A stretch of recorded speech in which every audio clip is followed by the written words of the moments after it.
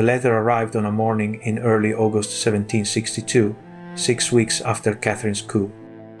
That is the opening line of the reader of the Empress. Anna in the provinces, a summons arriving, everything about to change. It felt like breathing after years underwater. That is the closing line of chapter 30.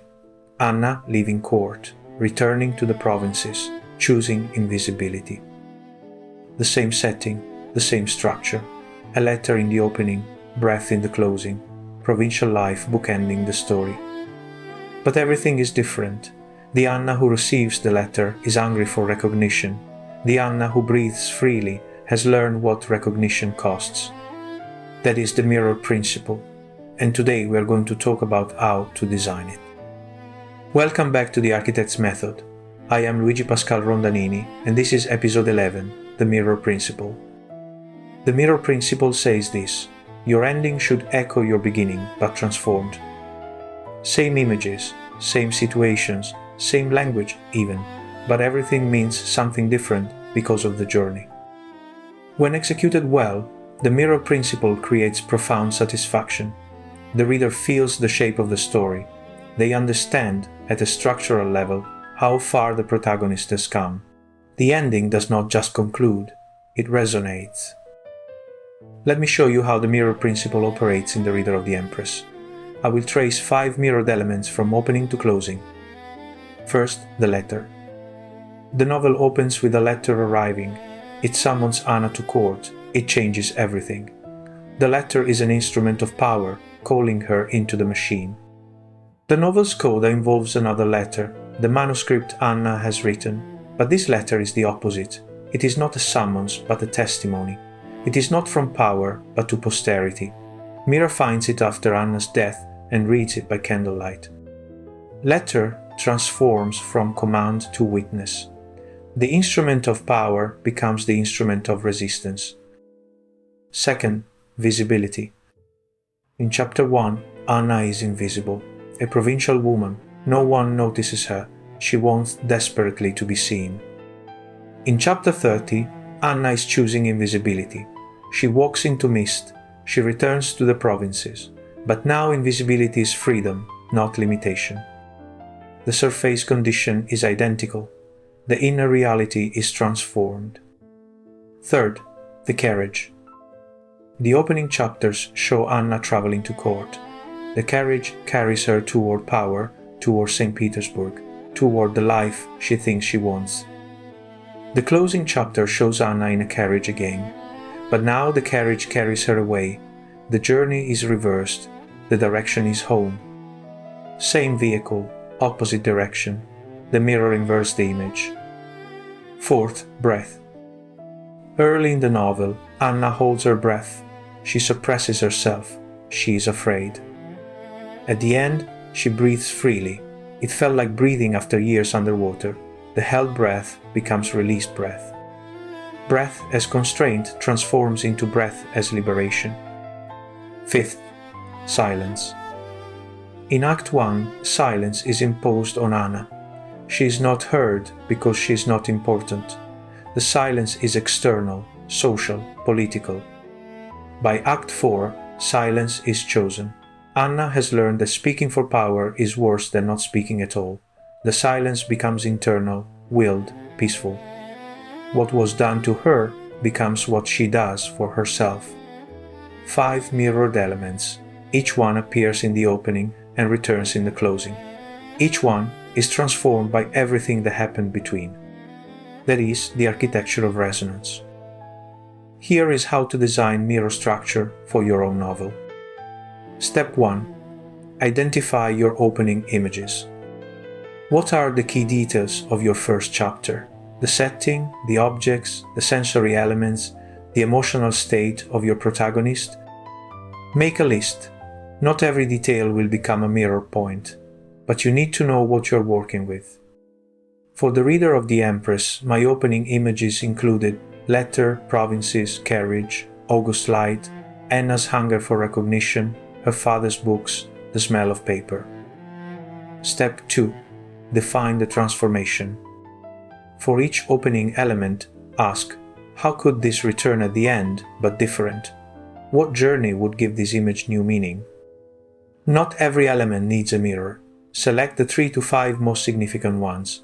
These become your structural bookends. The transformation should connect to your protagonist's arc. What do they want at the beginning? What do they understand at the end? The mirrored elements should express that shift. Step 3. Plant the return. As you draft your ending, deliberately invoke the opening elements. Use similar language. Return to similar settings. Echo the structure. But make the difference clear. The reader should feel the echo and feel the change simultaneously. In The Reader of the Empress, I return to provincial streets, to carriage travel, to the sensation of breath, but the language signals transformation, not being carried but choosing the direction, not gasping for air but breathing freely. Step 4. Test the resonance. Read your opening and closing back to back. Does the echo land? Does the transformation feel earned? If the mirror is too subtle, the reader will not feel it. If it is too heavy, it will feel contrived. The balance is recognizable but not obvious. The reader should feel that they have completed a circle, even if they cannot articulate how. Let me talk about a specific technique, the inverted image. Sometimes, the most powerful mirror is not similarity but opposition. The closing image is the exact inverse of the opening image. In The Reader of the Empress, the opening has clarity, August morning, clear light, a letter that can be read. The closing has mist, Anna walks into obscurity, the world becomes unreadable. Clarity inverts to mist, visibility inverts to invisibility, arrival inverts to departure. The inverted image is still a mirror. It reflects by showing the opposite, and that opposition expresses transformation. If your protagonist begins in chaos and ends in order, the inversion is your mirror. If they begin certain and end uncertain, the inversion is your mirror. If they begin alone and end connected, or begin connected and end alone, the key is the inversion must be meaningful. It must express the arc. Here is a warning. Forced mirrors do not work. If you contrive your ending just to echo your beginning, the reader will feel the machinery. The satisfaction of the mirror principle comes from inevitability, not from cleverness. The ending should feel like the only possible conclusion. The mirror should feel like the story returning to its origin because the journey demanded it.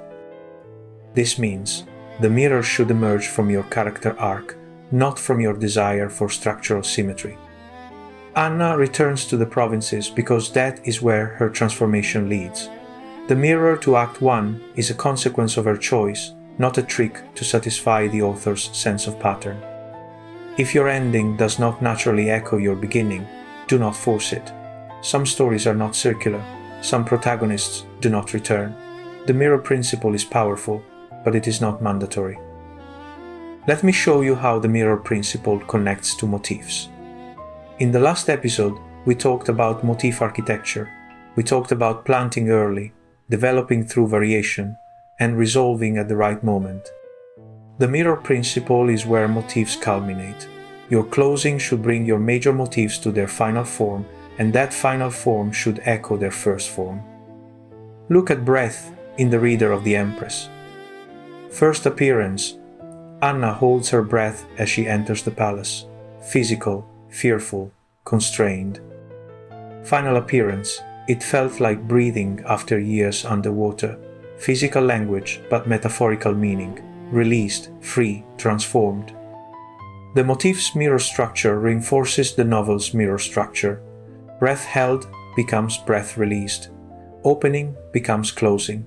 Arc becomes circle. When your motifs have mirror structure and your narrative has mirror structure, the resonance compounds. The reader feels multiple echoes at once. The satisfaction deepens. Let me give you another example from a different novel structure. Imagine a story that opens with a character building a wall, literally, physically, laying stones.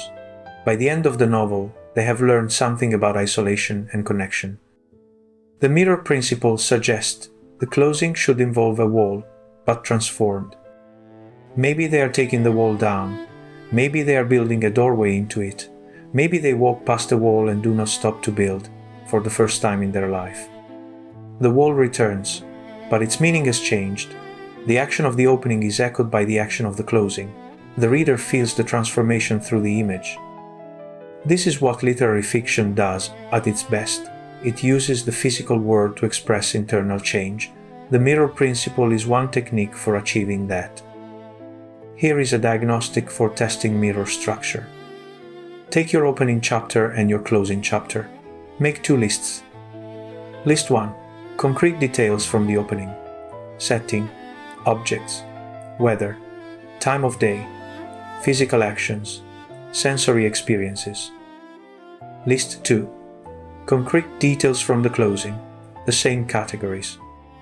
Compare the lists. Where are the echoes? Where are the inversions? Where are the gaps? If there are no connections, your mirror structure is weak. Consider revising your closing to incorporate opening elements.